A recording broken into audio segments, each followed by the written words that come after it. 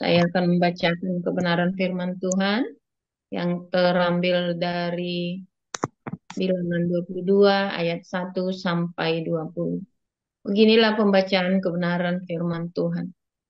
Kemudian berangkatlah orang Israel dan berkemah di dataran Moab, di daerah seberang sungai Yordan dekat Yeriko.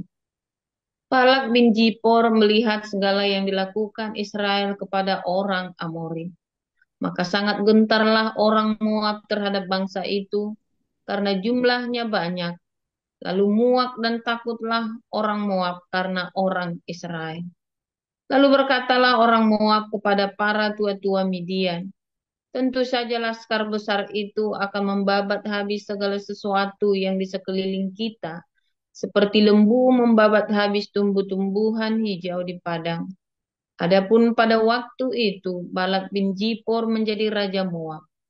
Raja ini mengirim utusan kepada Bileam bin Beor ke Petor yang di tepi sungai Efrat, ke negeri teman-teman sebangsanya, untuk memanggil dia dengan pesan, ketahuilah, ada suatu bangsa keluar dari Mesir, sungguh, sampai tertutup permukaan bumi olehnya, dan mereka sedang berkemah di depanku. Karena itu, datanglah dan kutuk bangsa itu bagiku, sebab mereka lebih kuat daripadaku. Mungkin aku sanggup mengalahkannya dan menghalaunya dari negeri ini, sebab aku tahu siapa yang kau berkati, dia beroleh berkat, dan siapa yang kau kutuk, dia kena kutuk. Lalu berangkatlah para tua-tua Moab dan para tua-tua Midian dengan membawa di tangannya upah penenung. Setelah mereka sampai kepada Bileam, disampaikanlah kepadanya pesan Balak. Lalu berkatalah Bileam kepada mereka, bermalamlah di sini pada malam ini, maka aku akan memberi jawab kepadamu sesuai dengan apa yang akan difirmankan Tuhan kepadaku. Maka tinggallah pemuka-pemuka Moab itu pada Bileam. Kemudian datanglah Allah kepada Bileam serta berfirman, siapakah orang-orang yang bersama-sama dengan engkau itu?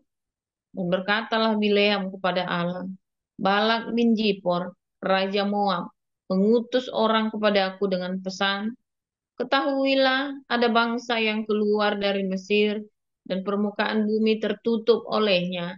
Karena itu, datanglah, serapalah mereka bagiku.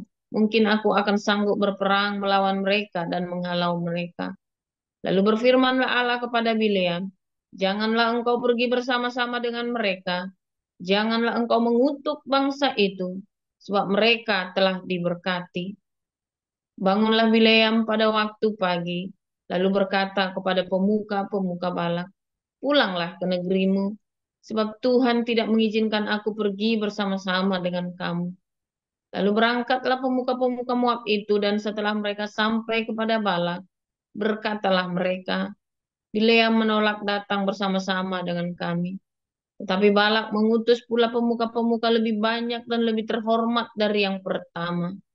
Setelah mereka sampai kepada Bileam, berkatalah mereka kepadanya, beginilah kata Balak bin Zipor, janganlah biarkan dirimu terhalang-halang untuk datang kepadaku, sebab aku akan memberi upahmu sangat banyak, dan apapun yang kau minta daripadaku, aku akan mengabulkannya.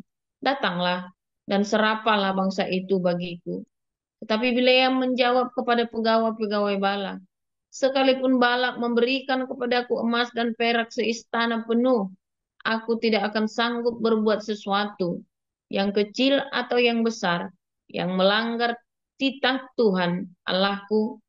Oleh sebab itu, baiklah kamu pun tinggal di sini pada malam ini, supaya aku tahu apakah pula yang akan difirmankan Tuhan kepadaku. Datanglah Allah kepada Bileam pada waktu malam serta berfirman kepadanya, jikalau orang-orang itu memang sudah datang untuk memanggil engkau, bangunlah, pergilah bersama-sama dengan mereka, tetapi hanya apa yang akan kufirmankan kepadamu harus kau lakukan. Demikian. Lalu bangunlah Bileam pada waktu pagi, Dipelanainya keledainya yang betina dan pergi bersama-sama dengan pemuka-pemuka Moab. Tetapi bangkitlah murka Allah ketika ia pergi, dan berdirilah malaikat Tuhan di jalan sebagai lawannya. Bileam mengendarai keledainya yang betina, dan dua orang bujangnya ada bersama-sama dengan dia. Ketika keledai itu melihat malaikat Tuhan berdiri di jalan dengan pedang terhunus di tangannya, menyimpanglah keledai itu dari jalan dan masuk ke ladang. Maka Bileam memukul keledai itu untuk memalingkannya kembali ke jalan. Kemudian pergilah malaikat Tuhan berdiri pada jalan yang sempit di antara kebun-kebun anggur dengan tembok sebelah menyebelah. Ketika keledai itu melihat malaikat Tuhan, ditekankannya lah dirinya kepada tembok, sehingga kaki Bileam terhimpit kepada tembok. Maka ia memukulnya pula. Berjalanlah pula malaikat Tuhan terus dan berdirilah ia pada suatu tempat yang sempit, yang tidak ada jalan untuk menyimpang ke kanan atau ke kiri. Melihat malaikat Tuhan, meniaraplah keledai itu dengan Bileam masih di atasnya. Maka bangkitlah amarah Bileam, lalu dipukulnyalah keledai itu dengan tongkat. Ketika itu Tuhan membuka mulut keledai itu, sehingga ia berkata kepada Bileam, "Apakah yang kulakukan kepadamu sampai engkau memukul aku 3 kali?" Jawab Bileam kepada keledai itu, "Karena engkau mempermain-mainkan aku. Seandainya ada pedang di tanganku, tentulah engkau kubunuh sekarang." Tetapi keledai itu berkata kepada Bileam, "Bukankah aku ini keledaimu yang kau tunggangi selama hidupmu sampai sekarang? Pernahkah aku berbuat demikian kepadamu?" Jawabnya, "Tidak." Kemudian Tuhan menyingkapkan mata Bileam. Dilihatnya malaikat Tuhan dengan pedang terhunus di tangannya, berdiri di jalan. Lalu berlututlah ia dan sujud. Berfirmanlah malaikat Tuhan kepadanya, "Apakah sebabnya engkau memukul keledaimu sampai 3 kali? Lihat, aku keluar sebagai lawanmu, sebab jalan ini pada pemandanganku menuju kepada kebinasaan." Ketika keledai itu ulang, ketika keledai ini melihat aku, telah 3 kali ia menyimpang dari hadapanku.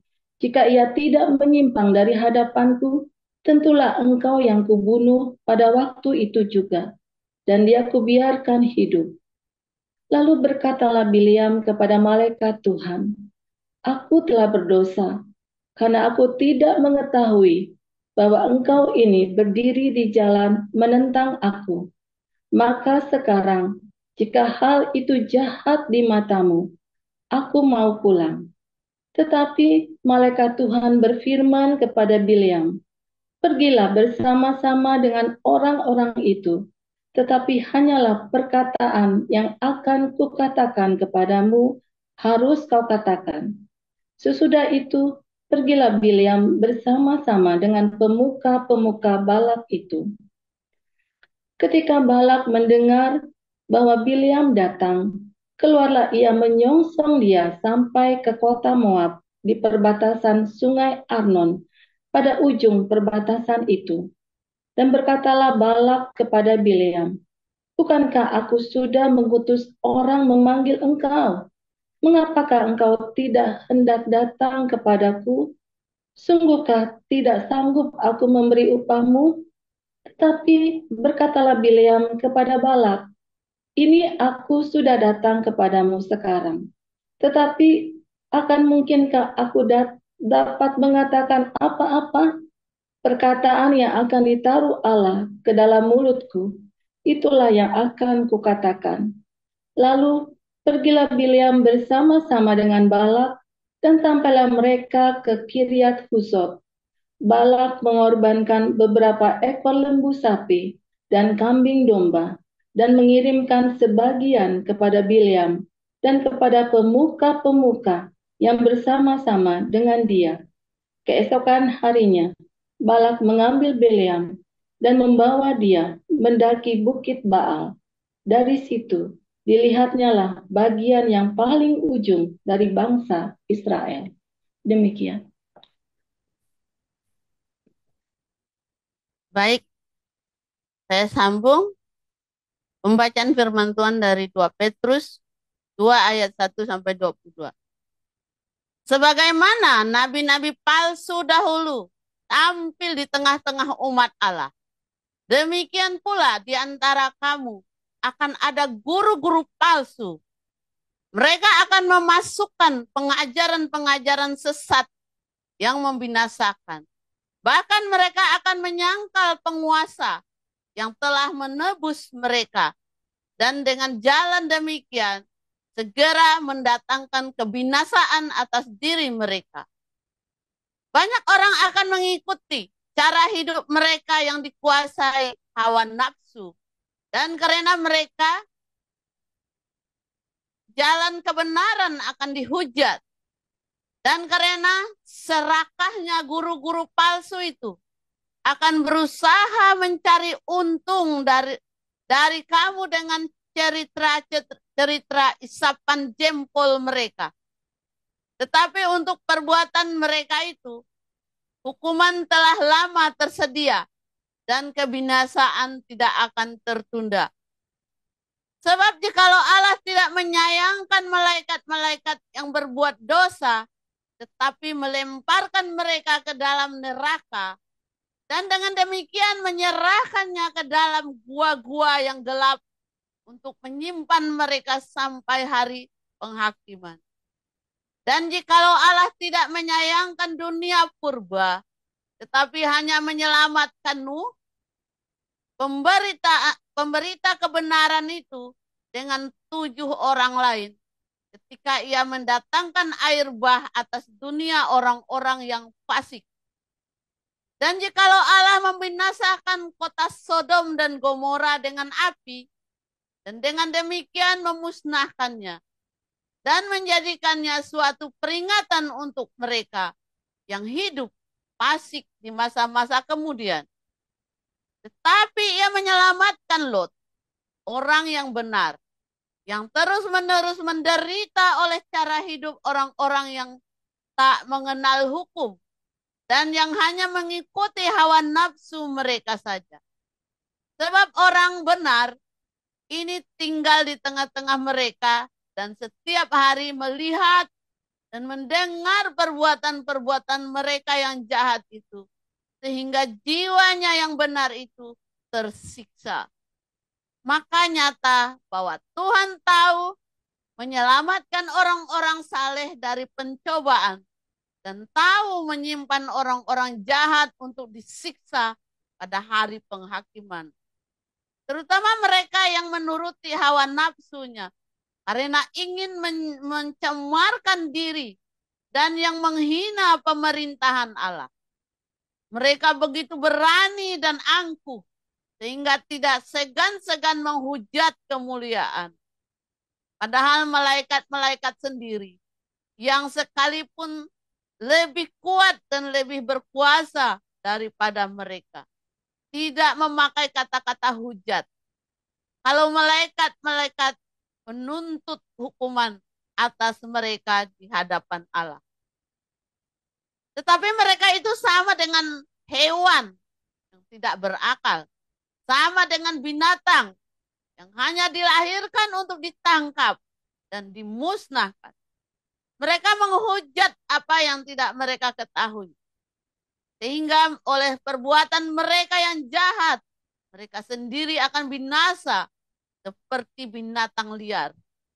Dan akan mengalami nasib yang buruk sebagai upah kejahatan mereka. Berpoya-poya pada siang hari. Mereka anggap kenikmatan. Mereka adalah kotoran dan noda yang mabuk dalam hawa nafsu. Mereka kalau mereka duduk makan minum bersama-sama dengan kamu. Mata mereka penuh nafsu jinah. Dan mereka tidak pernah jemu berbuat dosa.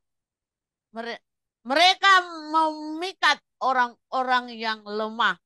Hati mereka telah terlatih dalam keserakahan. Mereka adalah orang-orang yang terkutuk. Oleh karena mereka telah meninggalkan jalan yang benar, maka tersesatlah mereka. Lalu mengikuti jalan Bileam, anak Beor, yang suka menerima upah untuk perbuatan-perbuatan yang jahat. Tetapi Bileam beroleh peringatan keras untuk kejahatannya. Sebagai keledai beban yang bisu, berbicara dengan suara manusia dan mencegah kebebalan nabi itu. Guru-guru palsu itu adalah seperti mata air yang kering, seperti kabut yang dihalaukan taupan. Bagi mereka telah tersedia tempat dalam kegelapan yang paling dahsyat. Sebab mereka mengucapkan kata-kata yang congkak dan hampa dan mempergunakan hawa nafsu cabul untuk memikat orang-orang yang baru saja melepaskan diri dari mereka yang hidup dalam kesesatan. Mereka menjanjikan kemerdekaan kepada orang lain, padahal mereka sendiri adalah hamba-hamba kebinasaan. Karena siapa yang dikalahkan orang, ia adalah hamba orang itu. Sebab jika mereka oleh pengenalan mereka akan Tuhan dan Juru Selamat kita, Yesus Kristus telah melepaskan diri dari kecemaran-kecemaran dunia. Tetapi terlibat lagi di dalamnya, maka akhirnya keadaan mereka lebih buruk daripada yang semula. Karena itu, bagi mereka adalah lebih baik jika mereka tidak pernah mengenal jalan kebenaran daripada mengenalnya, tetapi kemudian berbalik dari perintah kudus yang disampaikan kepada mereka. Bagi mereka cocok apa yang dikatakan peribahasa yang benar ini. Anjing kembali lagi ke muntahnya, dan babi yang menjadi kembali lagi ke kubangnya. Demikian pembacaan firman Tuhan. Tuhan Yesus berkati. Amin. Terima kasih. Terima kasih untuk para lektor, Ibu Sarma, Bu Lepani, dan Ibu Lucy. Baik, kita akan mendengarkan dengan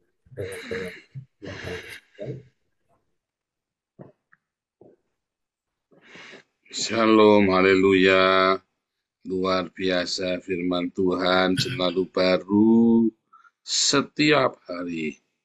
Ketika kita menanti-nantikan Tuhan dengan penuh cinta, dengan pengharapan, ya, dan dengan hati yang penuh dengan belas kasihan. Banyak orang hidupnya serampangan, ya.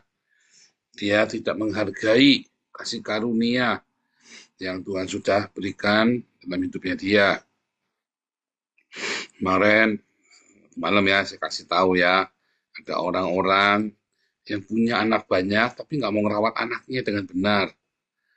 Ada orang yang nggak punya anak tapi hidupnya punya cinta, ya, hidupnya bertanggung jawab. Kadang-kadang kok rasanya apa Tuhan nggak adil ya? Tuhan adil, ya. Tuhan sudah memberikan itu kepada manusia, ya. Tetapi orang-orang itu serampangan hidupnya. Orang-orang yang diberi karunia bisa punya anak banyak, tapi tidak mau merawat anaknya. Lalu orang-orang yang tidak punya anak, Tuhan berikan cinta yang melimpah, sehingga dia bisa dia bahkan bisa menjadi saluran berkat buat anak-anak yang terlantar ini. Hebat ya. Nah, kadang-kadang saya kalau melihat fakta ya, ini maaf kata ya, anjing-anjing itu kalau di Eropa itu kalau terlantar itu pasti ada yang nolongin, ya. Ada yang merawat anjing-anjing yang terlantar itu. Anda itu kalau lihat di Eropa itu nggak ada tuh anjing di jalanan gelandangan begitu, nggak ada. Nggak ada anjing-anjing di Eropa itu gelandangan berceceran begitu, nggak ada, saudara. Tapi kalau di Indonesia, anak itu loh diumbar itu loh di pinggir jalan suruh ngemis. Ya, aduh, kadang-kadang saya nggak ngerti ya, ini manusia-manusia ini ya. Tetapi itulah ya, ada orang yang menghargai kehidupan. Bahkan anjing pun dirawat, binatang pun dirawat. Nggak ada kucing gelandangan di sini, nggak ada. Anjing gelandangan, kucing gelandangan nggak ada. Ya, belum pernah lihat saya ya, anjing gelandangan, kucing gelandangan itu belum pernah lihat. Tapi di Indonesia lihat anak gelandangan itu banyak ya. Mengapa? Karena orang tuanya nggak tanggung jawab. Ya, orang tuanya, Pak, jangan gitu Pak menghakimi masa orang miskin. Ya, kasih tahu ya. Kemiskinan itu ya satu, karena orangnya malas. Dua, karena dia ada perzinahan di dalam hidupnya, percabulan yang dia main-main. Ya kan, entah dia berselingkuh, entah anak-anak, entah macam-macam ya, entah selingkuhan, entah anaknya dibuang, atau aduh ruwet pokoknya ya. Itulah kemiskinan, ya sebab akibatnya. Ada kesombongan juga di sana, keangkuhan hidup. Angkuh ya sombong, nggak mau merendahkan diri, sehingga selalu menolak berkat-berkat yang ada. Ya, dan mungkin dia juga nggak jujur. Ada hal yang mengerikan ya di sana itu ya. Kemiskinan itu yang terlalu lama. Ada orang yang miskin karena bodoh, tapi hanya sebentar biasanya. 2, 3, 4 tahun selesai. Tapi dia miskin miskin terus sampai puluhan tahun. Itu karena biasanya ada perzinahan, percabulan, yang seks yang tidak benar. Atau di dalamnya ada kesombongan yang luar biasa, saudara ya. Angkuh, sombong, keras kepala. Nah, ya. Terus di situ juga ya biasanya orang-orang ini juga ada yang males ya, nggak mau rajin bekerja. Di samping ada masalah lain, misalnya dia melakukan penyembahan berhala, ya kan, biara setan-setan ke dukun-dukun, itu juga bisa bikin kutu kemiskinan. Pertama, pergi kamu ke dukun pertama, kamu kaya raya, lalu keturunan kedua, ketiga, keempat, kelima jadi gelandangan, ya. Oh itu mengerikan tuh yang seperti itu ya. Nah, itu juga bikin menyerah. Tapi secara umum, ya jangan cerita dukun-dukun klinik. Tetapi kalau di Indonesia memang banyak yang klinik-klinik dukun-dukun. Keturunan yang generasi pertama dia pergi ke dukun, dia bersumpah kepada kuasa kegelapan. Keturunan ketiga, keempat, yang selanjutnya nanggung. Ya, itu juga bisa, ya juga bisa. Ada orang-orang yang tidak bertanggung jawab hidupnya. Intinya orang itu tidak bertanggung jawab dengan hidupnya. Saya belajar dari orang-orang di Eropa yang mengenal Tuhan di zaman dulu ya. Mereka orang yang percaya mengasihi Tuhan Yesus dengan sungguh-sungguh. Mereka bertanggung jawab dengan hidupnya. Mereka berpikir sampai ke masa depan. Membangun Belanda ini dia membutuhkan perencanaan 100 tahun. Ya, rencana 100 tahunan. Jadi waktu membangun sebuah kota, mereka sudah berpikir 100 tahun ke depan nanti. Kalau di negara-negara yang tidak bertanggung jawab, yang penting hari ini aku dapat kantong banyak. Kalau di Eropa enggak ya, di Jerman, di Belanda, di Prancis, mereka mikirnya nanti 100 tahun lagi seperti apa. Wah, urusan nanti. Enggak, sudah enggak ada urusan nanti. Dipikirkan benar-benar hidupnya itu. Sebab ya tidak ada dosa waris. Yang ada konsekuensi logis akibat perbuatanmu kepada keturunanmu nanti. Ya, nggak ada dosa turunan, dosa waris. Yang ada konsekuensi dari perbuatanmu. Kalau kamu merusak alam tempat di mana kamu tinggal, nanti keturunanmu nanti yang sial. Habis. Ini sekarang lagi pembabatan 34.000 hutan alami di Papua, 34.000 hektar hutan alami dirubah jadi sawit semua. Ya, oh ini mengerikan ya, ini merusak ekosistem. Ya, memang tujuannya adalah supaya orang-orang Papua nggak bisa sembunyi kan, OPM ini kan, tapi itu merusak ekosistem loh. Hati-hati. Apapun yang kamu lakukan sekarang, konsekuensinya nanti loh. Anak-anak kita. Apapun yang Anda lakukan, Konsekuensinya itu anak-anak kita. Anda yang main-main dengan hidupmu sekarang, konsekuensinya itu adalah anak-anakmu nanti. Ya, apapun hidupmu, konsekuensinya anak-anakmu. Yang baik, yang jahat, anak-anakmu nanti yang nanggung. Ini bukan masalah kutuk, bukan. Masalah ada konsekuensi logis dari perbuatan kita. Makanya, kalau kamu lakukan yang baik, maka anak-anakmu yang nanggung yang baik. Kalau kamu lakukan yang jahat, anak-anakmu akan nanggung yang jahat. Konsekuensi logis. Ya. Namun, Tuhan Yesus mengajarkan kepada kita kasih karunia. Ya. Ada kalanya kita menabur yang jahat, ya, maka tidak ada penuaian yang jahat. Kalau orang nanam padi, kan tumbuhnya padi.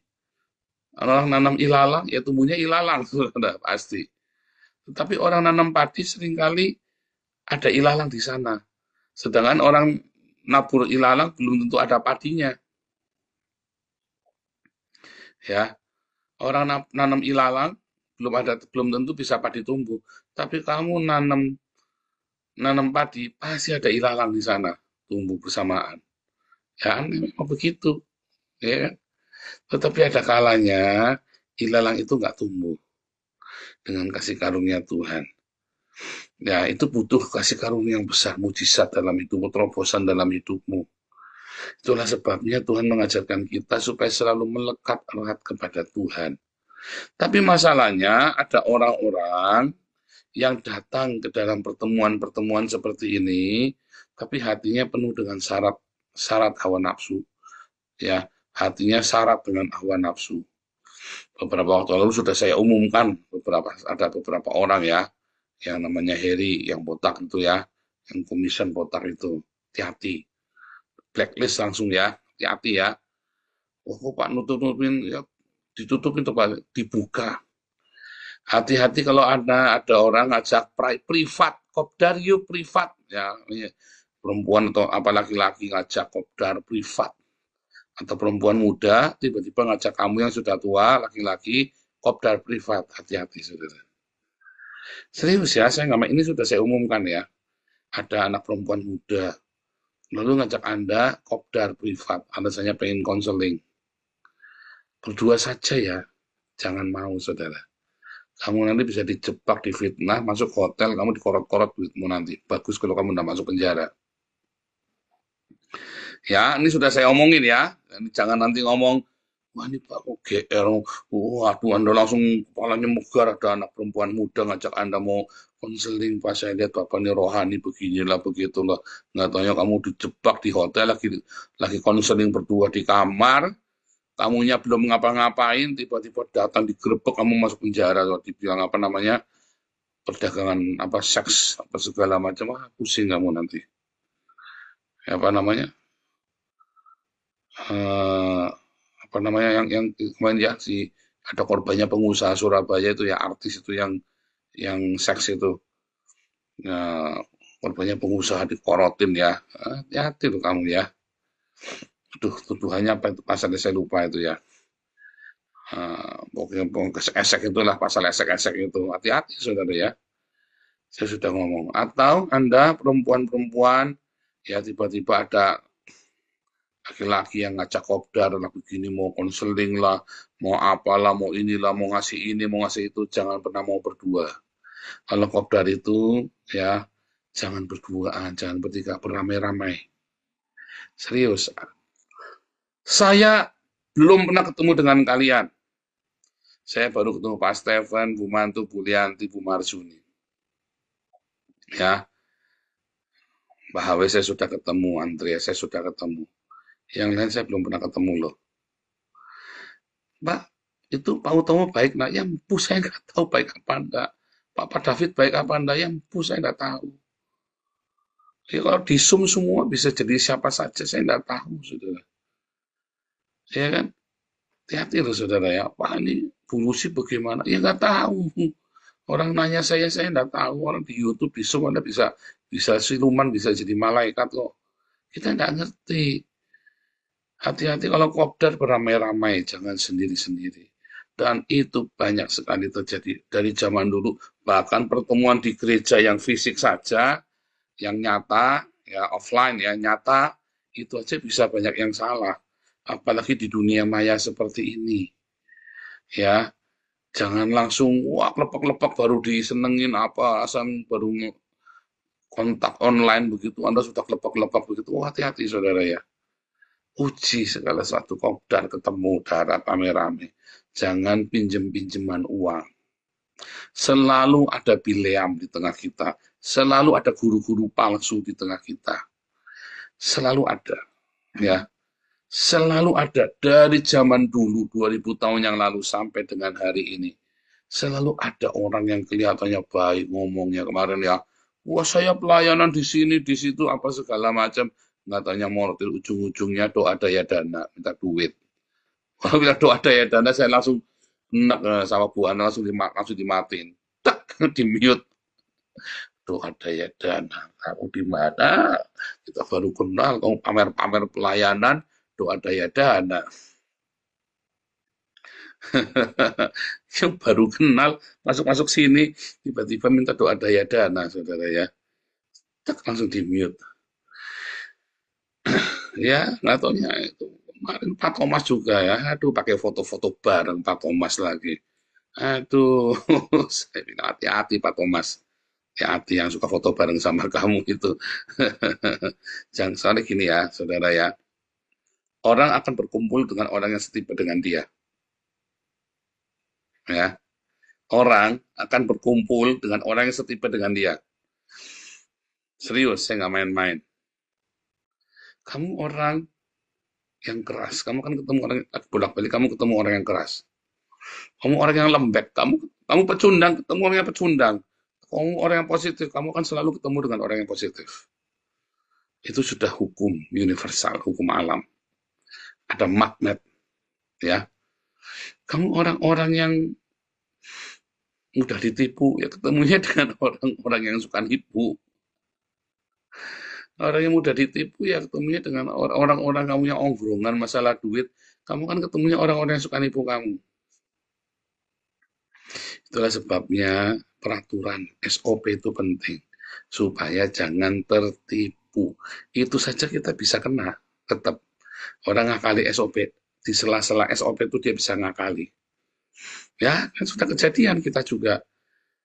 Tidak melanggar SOP. Tapi kita kena banyak. Kenapa? Karena dia ngakali SOP. Tidak melanggar SOP. Tapi kita kena banyak. Ya, bisa. SOP itu penting, peraturan itu penting. Supaya kita tetap positif sama orang, kita tidak perlu curiga sama orang, yang penting ikut SOP saja. Saya bilang bolak-balik sama Bu Lianti, nggak usah galak-galak. Ikutin aturan saja, kamu tetap tersenyum. Ya, tapi ikutin aturan saja. Ya, sehingga kita nggak perlu curiga sama orang kan. Wah, tapi ini feeling saya indera keenam, kita nggak perlu pakai indera keenam. Yang penting SOP-nya jalan. Tapi kalau gitu kan kita aturannya nanti aturan dibuat untuk dilanggar, ya jangan gundul peang. Aturan dibuat untuk dilanggar, jangan bikin aturan. Kalau aturan dibuat untuk dilanggar, jangan bikin aturan. Aturan tidak boleh dilanggar. SOP tidak boleh dilanggar, turutin. Wah, kita kan harus penuh kasih, gundulmu peang. Tetap karena kamu penuh kasih, ikuti aturan itu supaya kamu jangan mencurigai orang. Ikutin aturannya. Tadi malam saya bilang bagaimana cara merawat Taman Eden. SOP. Ya, prosedur yang benar. Aturan yang benar. Itu membantu kita untuk merawat Taman Eden. Jadi dibuat, aturan itu dibuat. Bukan untuk mempersulit orang lain, tetapi supaya kita jangan saling curiga, supaya kita jangan saling menuduh, supaya kita jangan keras-kerasan. Yang penting ikut aturan, ditaatin. Kalau nanti aturannya terasa terlalu ribet dan merepotkan, bicarakan dulu, dirubah dulu, baru kita ikutin SOP yang baru. Tapi yang lama berjalan sesuai dengan aturan. Nangkep nggak? Hati-hati saudara ya. Peraturan dibuat bukan untuk dilanggar. Peraturan dibuat untuk ditaati dan menjaga supaya kita jangan saling curiga. Oke, ikutin aturan aja lah, nggak usah marah-marah. Enak kan? Benar nggak? Kan peraturan itu dibuat bukan oleh satu orang. Rame-rame kita bikinnya. Saling diskusi. Nanti kita setiap berkala kita ketemu, kita uji lagi.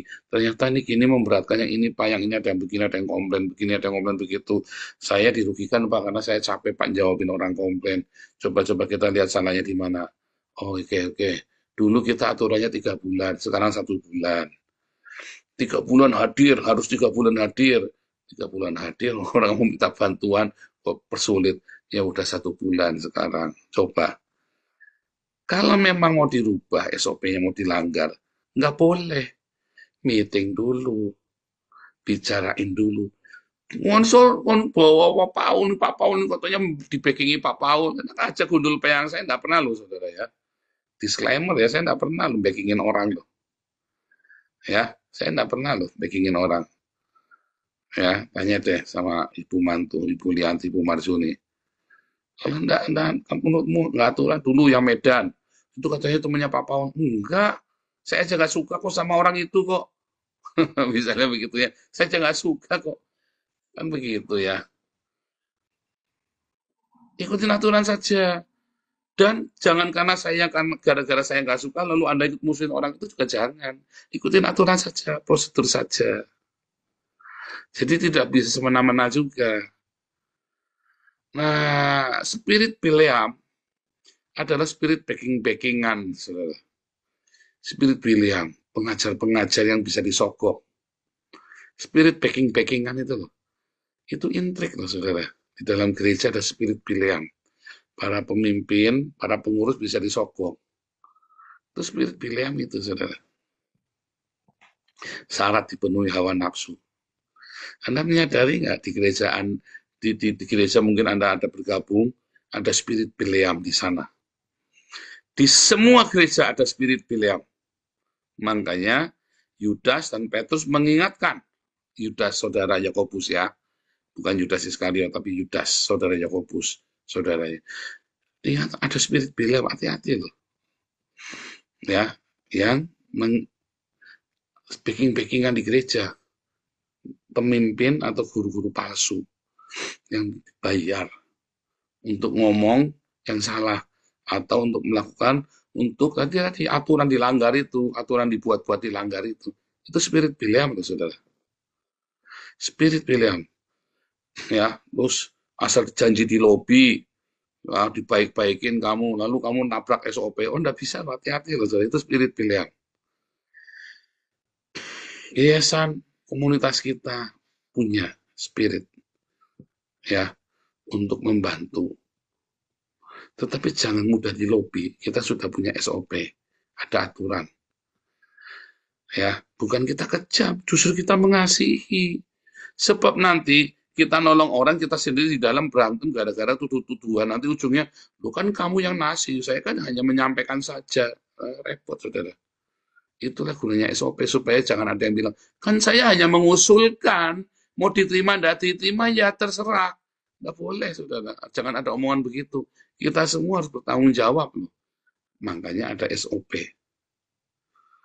Ya, SOP itu dipakai di dalam yayasan bukan untuk mempersulit, tetapi untuk kita bertanggung jawab. Apa yang kita lakukan sudah dalam koridor yang benar. Tidak ada backing-backingan loh, saudara. Ingat-ingat ya para pengurus ya. Ada orang sebut nama saya, sudah ngomong sama Pak Paul, gundulmu peang, gitu aja saudara. Udah sebut nama apa? Gundulmu peang. Sebab kalau saya ada pesan, saya pasti akan ngomong langsung. Ya, saya pasti akan ngomong langsung sama orangnya. Kalau saya tidak ngomong langsung, kamu cek langsung ke saya. Apa betul Pak Paul bilang begini? Harus, saudara. Saya dari pertama kali kerja sampai dengan hari ini, dulu saya pertama kali masuk dunia sekuler. Bahkan saya pertama jadi full timer tahun 96, saya jadi full timer di gereja. Sampai dengan hari ini saya tidak pernah main intrik loh.